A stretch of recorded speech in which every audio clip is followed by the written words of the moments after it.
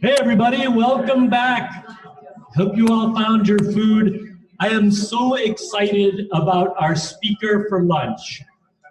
One thing that makes me especially excited is that he contacted me yesterday and said, I'm not feeling so great, and I kind of feel that if I get on the airplane and cough on everyone, I will not be beloved by the time I land in Detroit.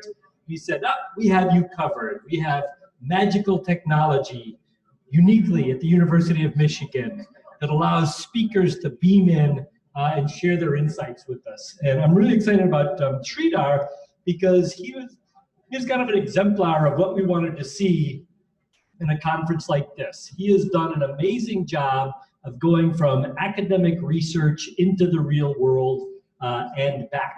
So he calls himself an academic capitalist, and he's a serial entrepreneur. In addition to OrganJet, which he's going to talk about today, he was also the founder and CEO of SmartOps, which is focused on enterprise inventory optimization. So taking all the nerd stuff from A journals and turning it into a multi-stage inventory management system. He ran this for about 10 years and then sold it to SAP, and now he's comfortable and doesn't have to watch the stock market. So that's a great thing for him. But it also turns out that in addition to being a very adept scholar, he's a movie buff. So not only does he watch a lot of movies, but he actually took courses in filmmaking and has made a movie. So did anybody see Avatar?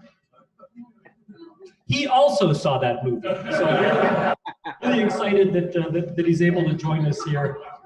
One of his current focus areas is in quantum computing, which is super interesting. But today he's going to share the story of OrganJet and his efforts to use academic research, pretty different flavors of academic research, to address the problem of organ donation and organ shortages. And so I saw him describe this at Carnegie Mellon this summer, and I was like rubbing my eyes saying, that was amazing, tell me more. And now he's going to tell us more. So Sridhar, welcome. Thank you. Thank you very much. Can you all hear me good? Okay. Thanks for that great introduction. And also thank you for inviting me to speak. So this is a very passionate area of activity for me. I will spend a few slides on OrganJet and Guardian Wings. OrganJet was how I got into organ transplantation. As you heard, I was an academic professor working on supply chain type activities. Then I decided it's time to make some money, be a business school professor who might actually know some business.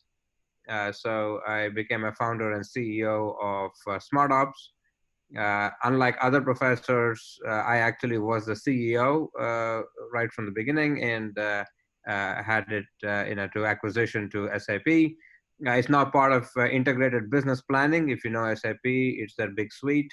And the IBP includes inventory optimization.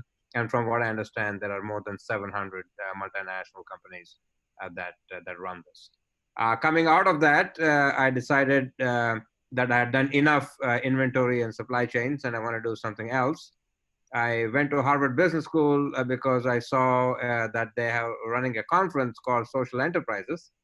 That was the first time really I heard about it, and I was struck by the fact that this was a great opportunity to apply business skills, entrepreneurship skills to solve a social problem. So that's how I got into organ transplants. I'll talk about that. Then I realized that while that was an interesting contribution, it actually got a lot of press and articles. A bigger issue, I thought, was that there's an overall shortage of organs. And so a few years after, I started this new project called Nudge Video, so which is the second part of my talk. My goal would be to spend a few slides on OrganJet, a few slides on Nudge Video, show you the Nudge Video, or at least one of the Nudge videos, and then open it up for questions. Okay, that's the plan. Okay, let's move ahead here.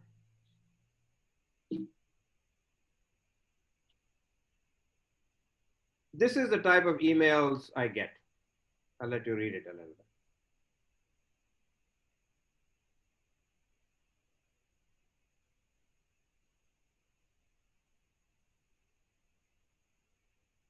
So the fundamental problem that attracted my attention was the fact that in the United States, we have divided organ transplantation into 58 donor service areas. These 58 donor service areas more or less have their own wait times. So from a operations perspective, it looks like there are 58 different queues in parallel. What is allowed is called multiple listing, which is what Steve Jobs did living in California. And because he was wealthy, he could do two things. He could list himself in many places. I believe he listed himself in 12 places. The constraint is not so much in listing. I mean, it does require some money, but the bigger constraint is the time between when an organ becomes available from a deceased donor to when it needs to be transplanted into you is a limited amount of time. In the case of liver, it's probably 5 or 6 hours.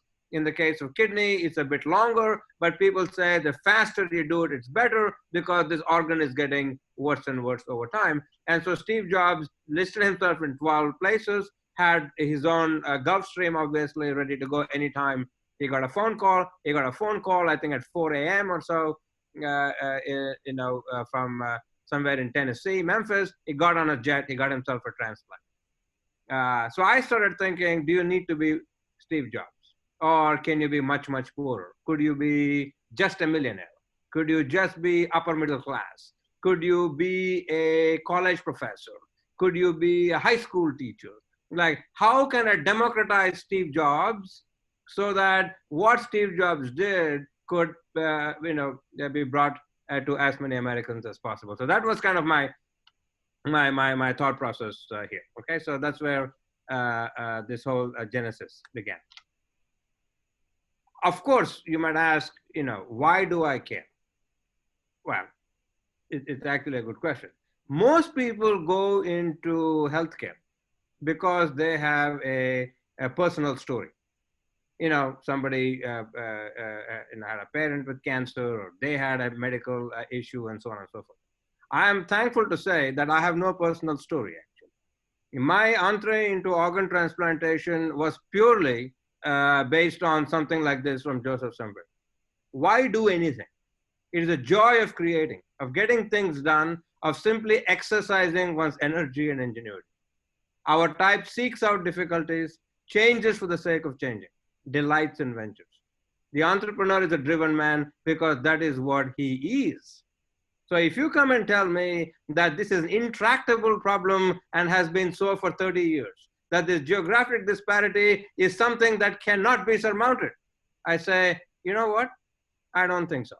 So neither the consideration of effort nor satiation of his hedonic needs, tames his lust for action. So the point is, yes, I don't need to do this, but in some sense, I need to do this, for myself.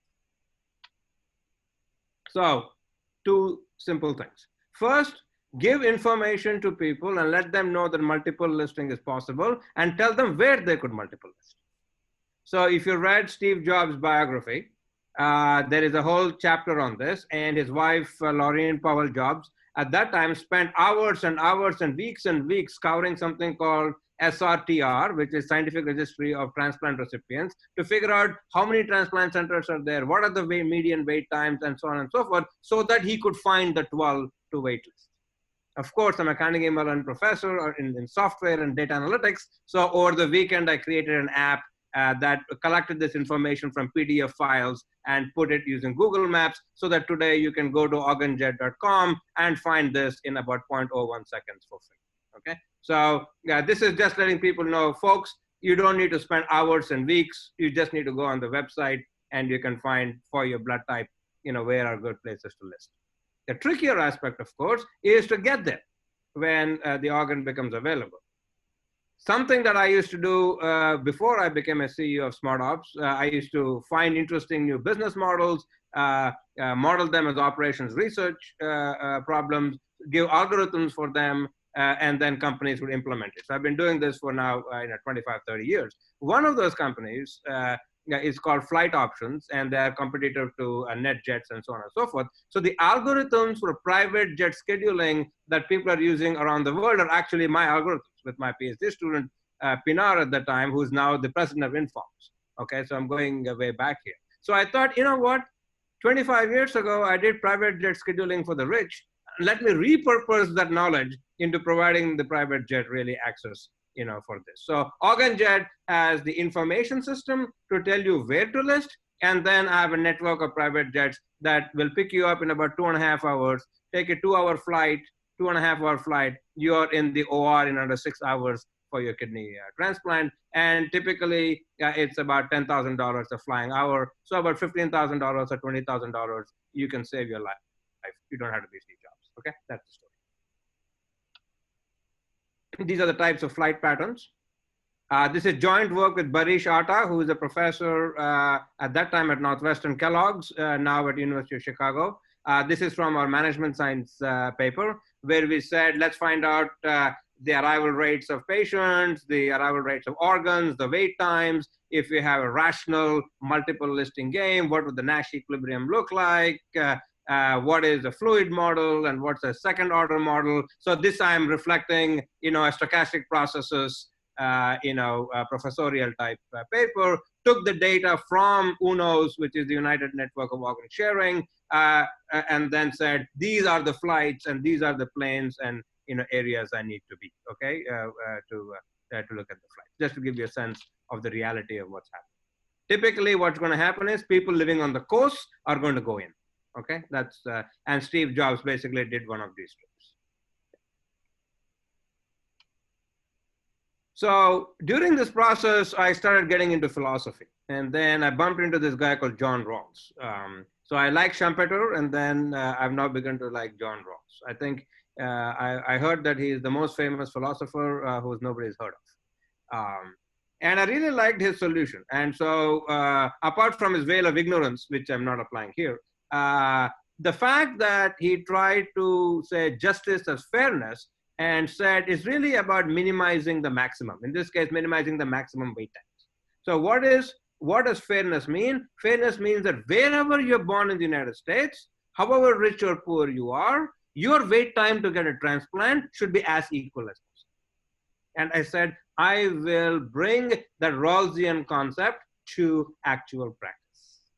And so that was a further excitement for me, so that I could actually take a philosophical concept and bring it to practice. I met this fellow called Amartya Sen, who has a 1998 Nobel Prize, I think, in economic sciences for his work in developmental economics. From what I understand, Rawls was his PhD advisor of sorts, or co-advisor. And when I described this to Amartya Sen, he looked at me and he said, "Oh, John Rawls would have been so proud of you. John Rawls is now dead." So to me, that was a very nice compliment. So what happens when you multiple list? What is the outcome of the simulation of this network? You will notice that the coefficient of variation, which is currently about 32%, drops down to 10%. The coefficient of variation in the probability of getting a transplant, which is different than 27%, drops to 7%. So it doesn't go away to zero, because the distances that you can cover are by these private jets are only about 800 to 1,000 miles. And not everybody is going to allow multiple listing and so on and so forth. So you don't get uniform, but you get kind of a decent improvement in solution. Okay, and so that is kind of the paper we wrote in management science. It won something called the Pierre Scala Award, and just last year it also won. I think it was honored with the recognition at the Responsible Research Award at MSOM. So. This is really, and this is operating. For example, yesterday morning, I scheduled a flight for a person getting a liver transplant down in Alabama. So this is a thingy that is actually happens, okay?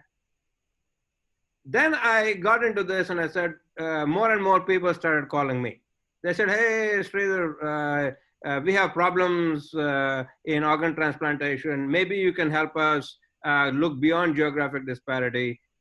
We actually have patients with cancer in liver and non-cancer in liver. The way we currently rank people without cancer and the way we rank people with cancer are two different rankings. And when a liver comes, there is a tension between should we give it to a person with cancer or without cancer, and there is a fight between how to get these two things lined up." I said, fine, there's something called data analytics and things of that sort. And so we created a new system called REACH.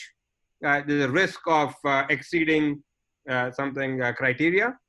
This is currently under revision for American Journal of Transplantation. It was also recognized with an award by the Transplantation Society last year, the joint work with MGH. And our goal is to provide a new scoring scheme that will fairly allocate liver between cancer patients and non-cancer patients. So I'm not going to talk about it. Just wanted to let you know that I'm involved in about 4 or 5 projects in the organ transplantation space, and it's trying to see the skills that we can bring as business school professors, as operations management professors, people who know data analytics, etc., and see how we can collaborate with folks in the transplantation.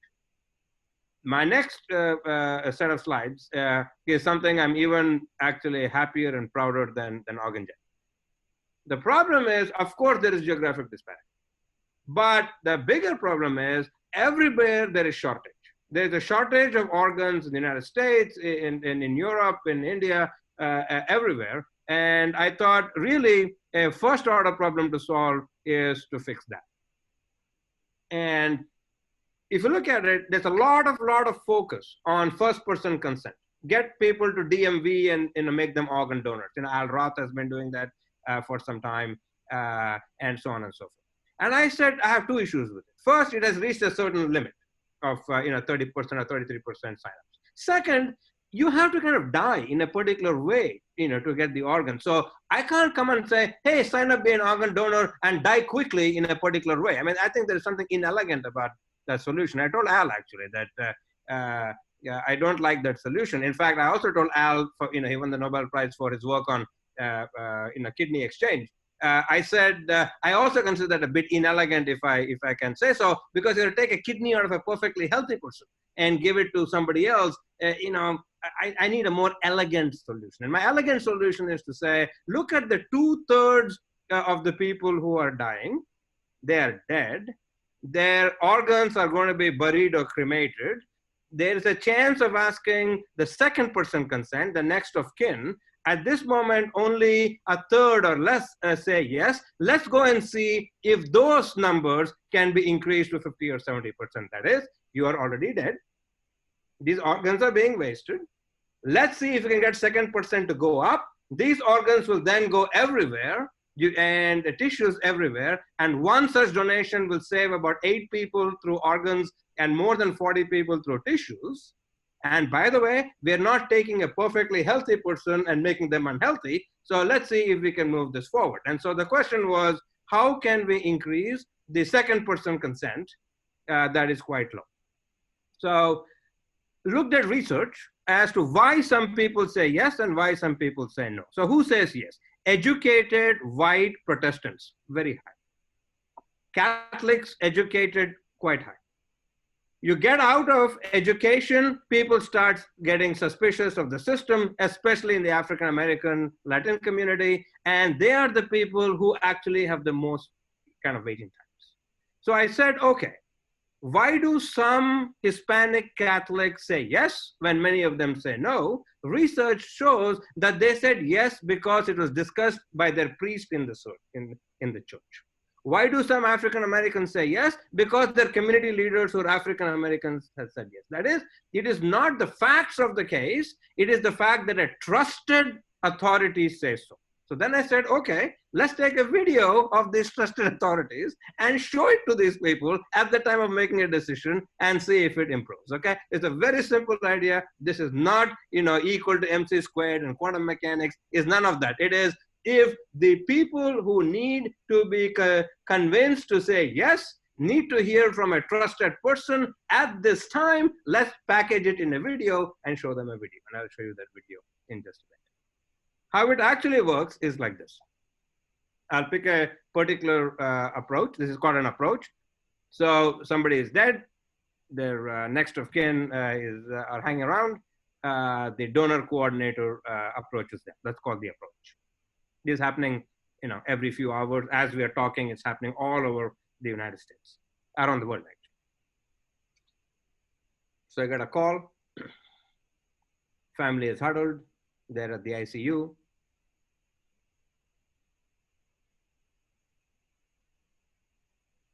DNR means do not resuscitate.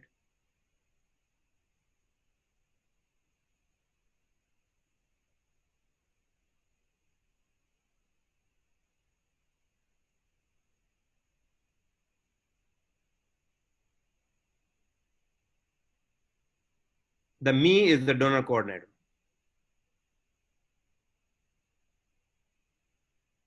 So first you're asking somebody to make a incredibly emotional decision at the time of their grief. You're asking them to make the decision quickly. This decision is typically not done by one person. They have to talk to other people. Some other of the people who matter might not yet be in the room. They may be flying in. They could not travel because they're sick in their own cities. So the idea then was, how do we get something? We can send the video links to everybody. People can talk about it and so on and so forth. So how can we make it easier for the person to potentially say yes? Okay, so that's kind of where I'm going with this. So until 1227, everything is happening like it was happening before they met me. At 1227, the donor coordinator says, would you like to see an adjuvant? They said, sure, and they clicked it. In the research, I click it. I see how long they watched, how many times they watched, etc., etc. I have all that stuff.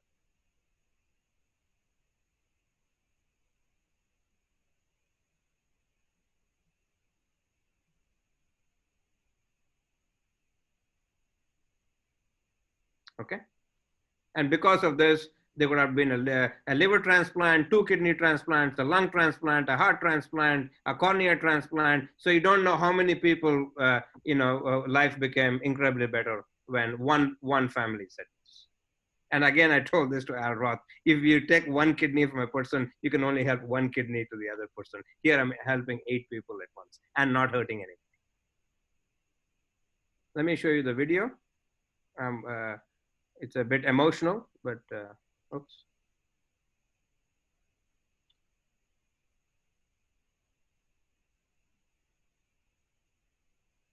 My father had a massive stroke. He was on life support. And at one point, someone came up to us in the hospital and asked if we would donate my father's organs.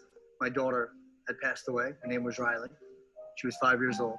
The decision for organ donation came early in the process. And I think the timing for us was just something I couldn't comprehend. My mother was very upset. How disrespectful. My husband's not even dead an hour, and you're asking me this question.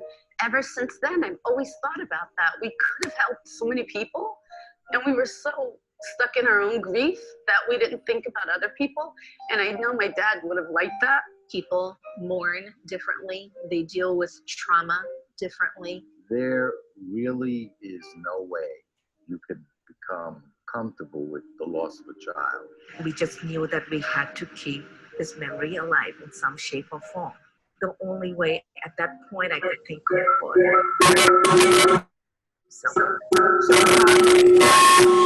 But if you can find something good out of it, no telling who lives you can save.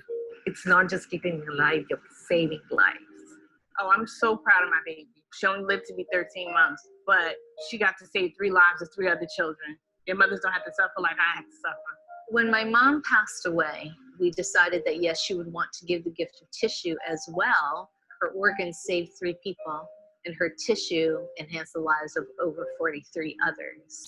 There's a lot of misunderstandings, unfortunately, in the faith communities. We advocate for a lot of things, the care of the poor and the sick, and this falls under that. There's no restrictions when it comes to faith, and I think that it shows way more your faith and your devotion to God, whatever God you worship, that you would say, well, how can I serve? The best way to honor the memory that you have for anybody is to allow them to be a hero. And that's exactly how I view my donor.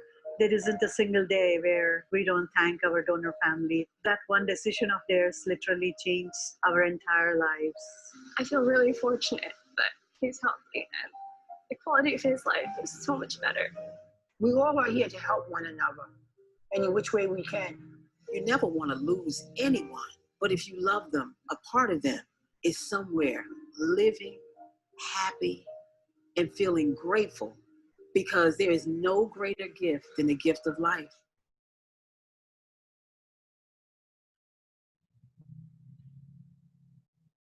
So the question is, does it work? Does it work beyond one? So we first did an online experiment where we asked 600 people of various ethnicities, various first-person consents, etc., to imagine a situation like this, and showed them the video. And we showed two types of videos. One is an informational video that you can get from like an organ donor website, which is not real people talking, but just facts.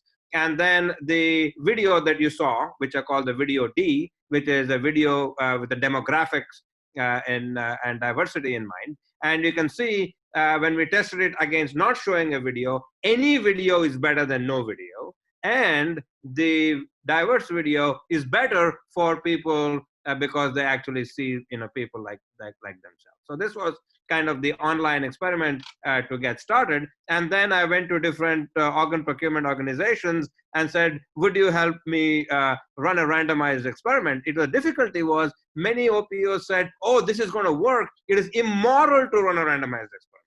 Are you telling me that you're not going to show a video to 50% of the people? Are you going to say that you're going to walk away from 50% of potential donations that could be saving lives? Professor, it's immoral to do a randomized experiment like this because we know it will work.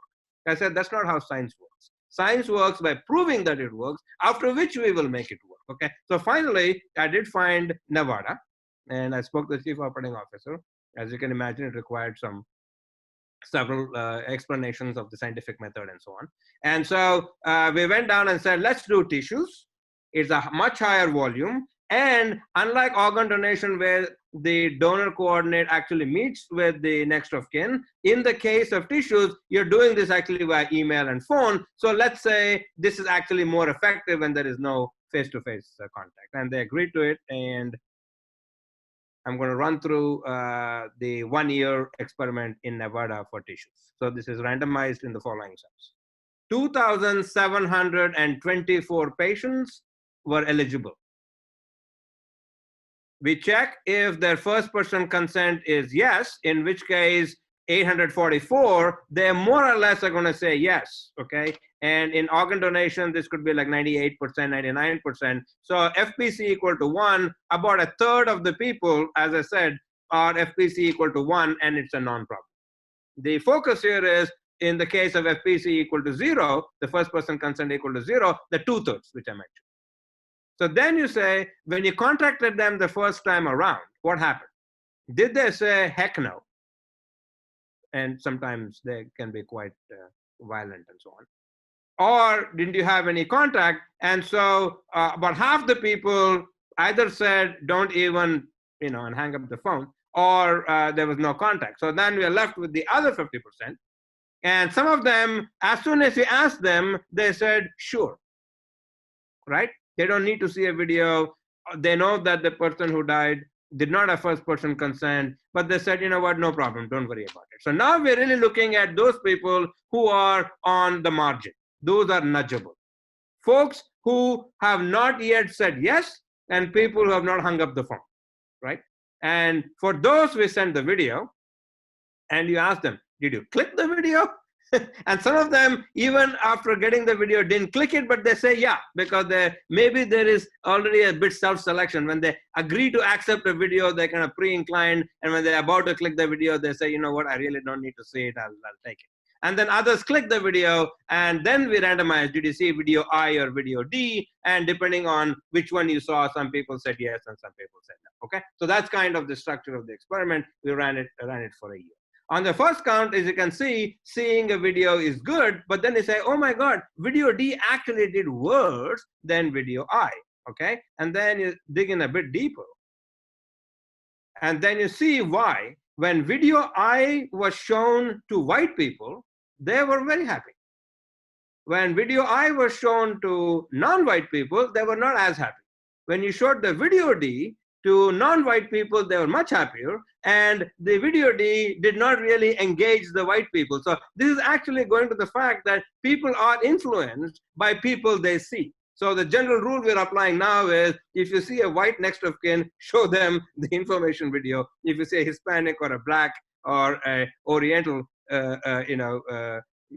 Asian American, etc., Indian, show the other videos so that we can be a bit more optimal kind of thing.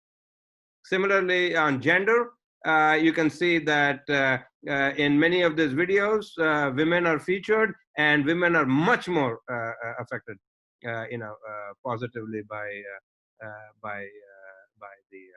the video. So and this paper is what we're submitting to kind of AJT at this moment. I also spoke to Georgia, and they said that they're willing to pilot this in a narrow area of Georgia on the Oregon side.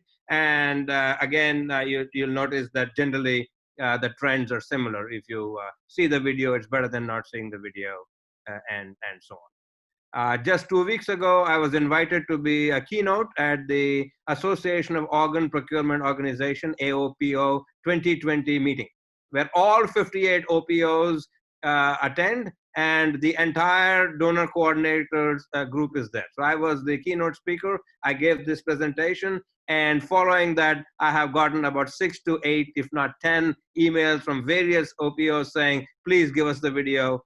We would like to use it. So I'm hoping that as this furthers, all 58 OPOs in some form or the other will start looking to improve their next of kin kind of consent rate. And I believe conservatively, this will start saving at least an additional 1,000 or 2,000 lives every year over and above what is being done. And as I said, these folks are already dead. You're not hurting anybody who's alive.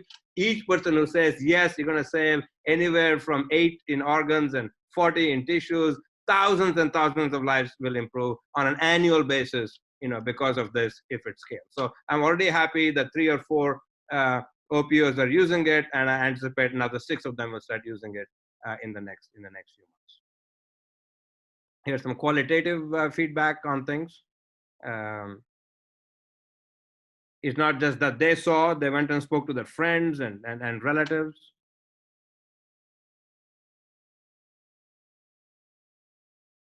So the general story here is videos are way better than what they're doing today, where if somebody says, well, I don't know, I need to talk to somebody else, they give them a paper.